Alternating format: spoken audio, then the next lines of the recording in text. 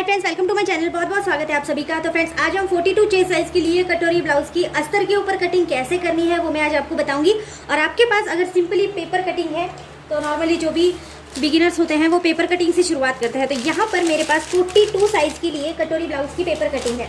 इसका वीडियो भी मैंने अपलोड किया है। और अगर आपको किसी को भी 42 साइज के लिए फिर से एक बार अगर कटोरी ब्लाउज की कटिंग चाहिए तो मैं वापस से इसको अपलोड कर दूंगी। तो यहाँ पर मेरे पास इसकी पूरी कटिंग है, जैसे इसके पूरे पार्ट्स है। और ये पार्ट लेके आपको कपड़े पर इसको कैसे कटिंग करना है, अस्तर और मेन फैब्रिक दोनों पे, वो मैं आज आपको बताऊंगी। तो यहाँ पर मेरे पास अस्तर फैब्रिक और मेन फैब्रिक दोनों भी है। तो सबसे पहले अस्तर फैब्रिक के ऊपर कटिंग करेंगे। मेन फैब्रिक को थोड़ा सा साइड में रख देती हूँ, इसमें कटिंग हम बाद में करेंगे। अब यहाँ पर अस्तर फैब्रिक को इस तरह से आप खोल देंगे। नॉर्मली इस तरह से ही ये डबल फोल्ड होता है, बहुत ज़्यादा इसमें सिलवटें होंगी तो आप थोड़ी सी इसको प्रेस कर लेंगे। प्रेस करने से ये बिल्कुल सीधा हो जाएगा। अब यहाँ पर अस्तर फैब्रिक है। अस्तर फैब्रिक को मैंने इस तरह से डबल फोल्ड करके रखा है क्योंकि दोनों भी पार्ट हमारे एक ही साथ में यहाँ पर अलग हो जाएंगे। और ये मैं फ्रंट ओपन के लिए बना रही हूँ, इसीलिए जो इसकी वन साइड होती है यहाँ से मैं इसका बैक पार्ट मेजरमेंट लेने वाली हूँ। तो सबसे पहले पेपर कटिंग को यहाँ पर रखते हैं।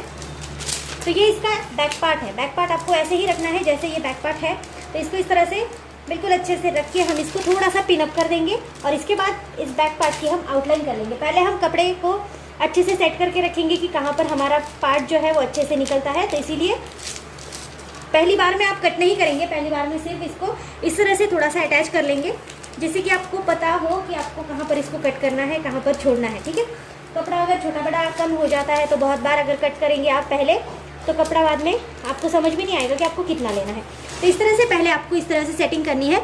अब इस पार्ट को हम इस तरह से घुमा देंगे और इसके बाद फ्रंट साइड का जो भी पार्ट होगा इसको यहाँ पर सेट कर लेंगे। देखो, जहाँ पर भी जगह आपको लगता है कि ठीक ठाक बची हुई है और आपको जगह बिल्कुल धीरे से मेजरमेंट करके अच्छे से लेनी है, जिससे कि कपड़ा बिल्कुल कम ना हो।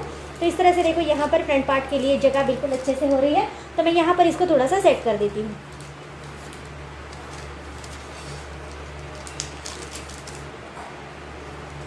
तो सब तरफ पिंस लगाकर ही हमको सेट करना है। और इसके बाद हम आउटलाइन लेंगे। पहले हम कपड़ा देखेंगे कि हमको कहाँ पर रखना है और अच्छे से ये कहाँ पर फिट हो रहा है। अब इतने पार्ट में हमने दोनों पार्ट को एडजस्ट कर लिया। अब हमको यहाँ पर कटोरी का पार्ट लेना है। तो ये देखो, यहाँ पर 42 साइज की कटोरी यहाँ पर मैंने ले ली है। ठीक है। स्लीव्स अभी इसमें होंगी तो स्लीव्स भी हम इसमें ही कट करेंगे। इस तरह से कटोरी पार्ट जहाँ पर भी आपका फिट हो रहा है वहाँ पर आपको इस तरह से रख लेना है और इसको भी पिन अप करके यहाँ पर सेट करना है।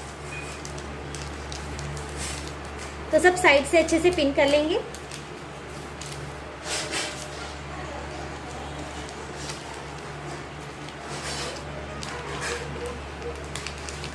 ये देखिए, इस तरह से मैंने कटोरी पार्ट को भी अच्छे से पिन कर लिया है सब तरफ से, जिससे कि कपड़ा कहाँ पर हमें अच्छा सा जगह देगा वो देखना है। अब ये लास्ट वाला पार्ट है जो इसका साइड पट्टी, जिसको आप क्रॉस पट्टी भी बोल सकते हैं, वो वाला पार्ट देखो यहाँ पर अच्छे से सेट हो रहा है। तो इसको मैं यहाँ पर सेट कर दूँगी। स्लीव्स के पार्ट की जो कटिंग है मैंने आपको पेपर कटिंग में नहीं दिखाई है, क्योंकि हर किसी के अलग अलग साइज़ के स्लीव्स होते हैं। तो उस हिसाब से जो मैं पर्टिकुलर अगर कटिंग बता दूँ तो किसी की अलग कटिंग भी हो सकती है। इसीलिए बहुत मैंने वीडियोस को अपलोड किया है अलग अलग साइजेस में, तो आप वहाँ जाकर भी देख सकते हैं। और यहाँ पर मैं आपको कपड़े पर स्लीव्स की कटिंग कैसे करनी है वो भी डायरेक्टली बता दूंगी। तो सबसे पहले इन सभी पार्ट को आपको इस तरह से सेट करना है। मेरे स्लीव्स जो है वो छोटे हाइट के हैं, तो आप देख सकते हैं यहाँ पर जितना कपड़ा बचा है उसमें मेरे स्लीव्स आसानी से निकल जाएंगे। अगर आपके स्लीव्स ज़्यादा है, मतलब कि बड़े हैं, 5 इंच 7 इंच 10 इंच के स्लीव्स है, तो आपको पूरा 1 मीटर का कपड़ा यहाँ पर लगने वाला है। ये जो मेरा कपड़ा है ये 70 मीटर का कपड़ा है, 70 पॉइंट का कपड़ा है, सॉरी। तो यहाँ पर मेरे ये सब पार्ट भी बन जाएंगे और मेरे शॉर्ट स्लीव्स है वो भी इसमें आराम से बन जाएंगे। तो मुझे प्रॉब्लम नहीं होने वाली है। लेकिन याद रखिए कि अगर आपके स्लीव्स बड़े हैं तो आपको अस्तर का फैब्रिक जो है वो पूरा 1 मीटर या 80 पॉइंट 0.80 पॉइंट लगने वाला है। ये यहाँ पर 70 पॉइंट का कपड़ा है। तो यहाँ देखो, मैंने यहाँ पर इस तरह से ये पार्ट को अच्छे से सेट कर लिया है। अब आप एक चॉक की मदद से इनको आउटलाइन दे देंगे सभी पार्ट को। ठीक है। तो इस तरह से आपको धीरे धीरे से सभी पार्ट्स को आउटलाइन देनी है, जिससे कि आपको कटिंग में आसानी हो। ठीक है। डायरेक्टली कटिंग नहीं करेंगे क्योंकि पेपर कट हो सकता है। तो यहाँ पर हम सिर्फ आउटलाइन दे देंगे। तो इस तरह से सभी पार्ट्स को आउटलाइन देंगे। और ये जो हमने पिंस लगा के पार्ट रखे हुए हैं, इन पार्ट को आपको अलग कर देना है। ये देखो, इस तरह से आपको सभी पार्ट के लिए आउटलाइन देनी है। तो फ्रेंड्स, मैंने सभी में आउटलाइन लगा दी है। अब मैं आपको निकाल कर दिखा देती हूँ सभी पिंस।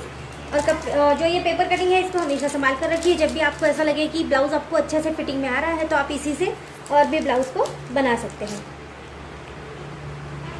ये देखिए यहाँ पर पिंस निकालने के बाद आप देख सकते हैं किस तरह से यहाँ पर आउटलाइन बन चुकी है। ये देखिए, आपको चॉक से इसको बना लेना है। तो देखो सभी पेपर्स को मैंने अलग कर लिया है और अब जैसे भी मैंने आउटलाइन बनाई है ऐसे ही मैं सभी पार्ट की कटिंग कर लूँगी। इसमें कुछ भी ऐड नहीं करना है। अभी आपने जैसे भी इसको आउटलाइन दी है ऐसे ही आपको इसकी कटिंग करनी है।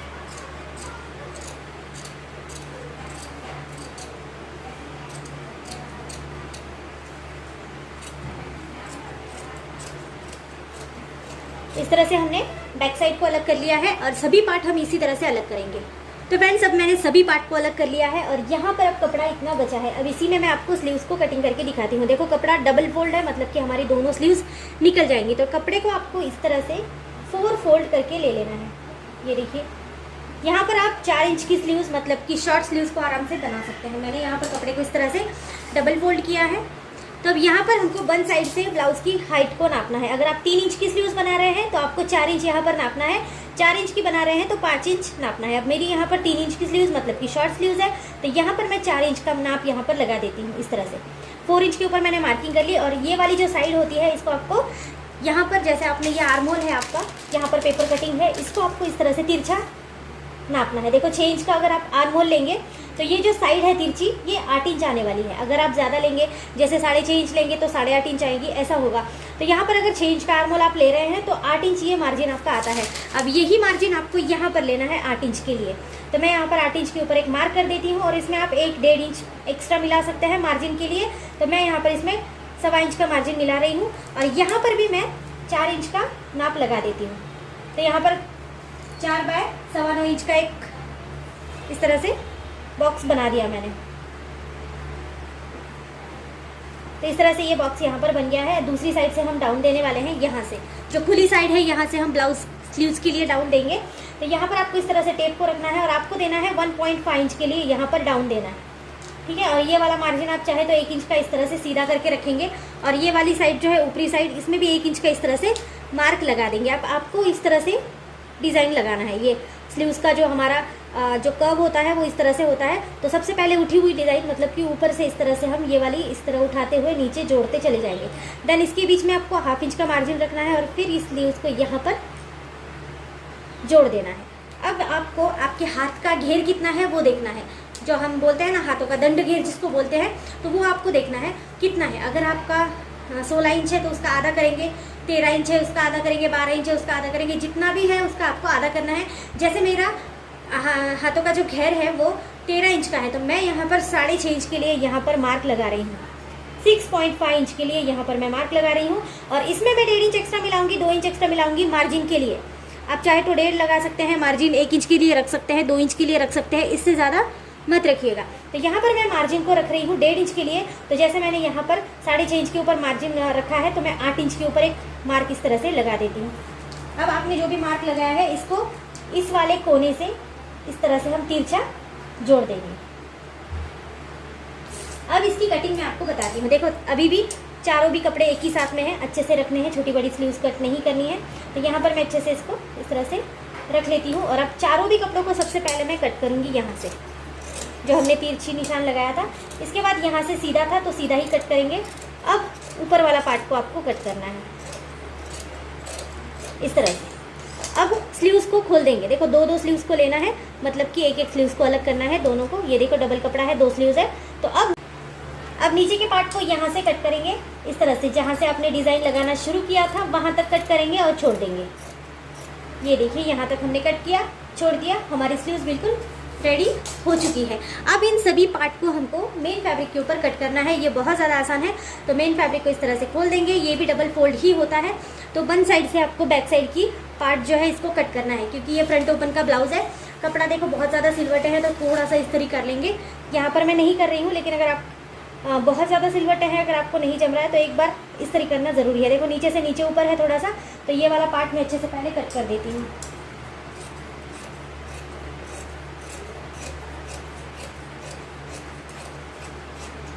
तो इस वाले पार्ट को मैंने कट कर दिया। अब आपको यहाँ पर मार्जिन छोड़ना है। देखो यहाँ पर मैंने नीचे की साइड में मार्जिन छोड़ा। हर साइड से आपको थोड़ा थोड़ा हाफ इंच से थोड़ा सा कम मार्जिन छोड़ते हुए चलेंगे, क्योंकि जब भी आप इसको जोड़ते हैं अस्तर को मेन फैब्रिक के साथ तो कम ज़्यादा बहुत जल्दी हो जाता है, तो यहाँ पर आप मार्जिन छोड़ना बहुत ज़्यादा ज़रूरी होता है। और बिगिनर्स के लिए तो मोस्टली बहुत ज़्यादा ज़रूरी होता है, क्योंकि प्रोफेशनली तो ऐसे बना लेते हैं, लेकिन बिगिनर्स अगर कपड़ा हिला देंगे थोड़ा सा तो कपड़ा कम होने का बहुत ज़्यादा चांस होता है। तो यहाँ पर देखो मैं सभी साइड से थोड़ा थोड़ा सा मार्जिन छोड़ रही हूँ और इसको कट कर रही हूँ। आप चाहे तो एक बार यहाँ पर भी पिन कर सकते हैं कपड़े को, जिससे कि ये हिले नहीं। ये देखिए इस तरह से मैंने सभी साइड में मार्जिन छोड़ा है मेन फैब्रिक को, आप देख सकते हैं। ये देखिए नीचे की साइड में भी छोड़ा है मार्जिन। इस तरह से मैंने बैक साइड को अलग किया है और सेम यही तरीका लेकर मैं सभी साइड को अलग करूँगी। तो फिर से एक बार कपड़े को इस तरह से घुमा देंगे और नीचे की साइड को ले लेंगे।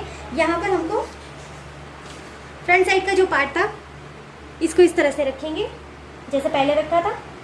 यहाँ पर भी मार्जिन छोड़कर ही कटिंग करनी है, ये बात याद रखनी है, ठीक है। तो दोनों देखो सभी साइड से मैं मार्जिन थोड़ा थोड़ा सा छोड़कर ही इसकी कटिंग करूँगी। देखो यहाँ पर भी मार्जिन रखती हूँ। मार्जिन बहुत ज़्यादा ज़रूरी होता है। अगर आपका कपड़ा अस्तर फैब्रिक यहाँ वहाँ हल्का सा भी हिल जाता है तो फिर आप इसको बिल्कुल भी सेट नहीं कर पाते हैं, इसीलिए ये देखिए कपड़ा रखना बहुत ज़्यादा ज़रूरी है। तो देखो फ्रेंड्स, इसी तरह से मैंने सभी पार्ट को कट कर लिया है। यहाँ पर मेरे सभी पार्ट कट करके बिल्कुल रेडी है। इसकी स्टिचिंग ज़रूर देखिएगा अगली वीडियो में। अगर आज की वीडियो आपको पसंद आती है तो चैनल को लाइक कीजिए, शेयर कीजिए, सब्सक्राइब कीजिए। किसी भी मेजरमेंट से आपको ब्लाउज़ की कटिंग चाहिए, मेजरमेंट चाहिए, तो आप मुझे कमेंट करके पूछ सकते हैं। आपकी रिक्वायरमेंट पर ही मैं अगली वीडियोज़ को बनाऊँगी, जिससे कि मुझे भी पता लगे कि मुझे क्या बनाना है। सो थैंक यू फ्रेंड्स आज की वीडियो को पूरा देखने के लिए। Thank you so much.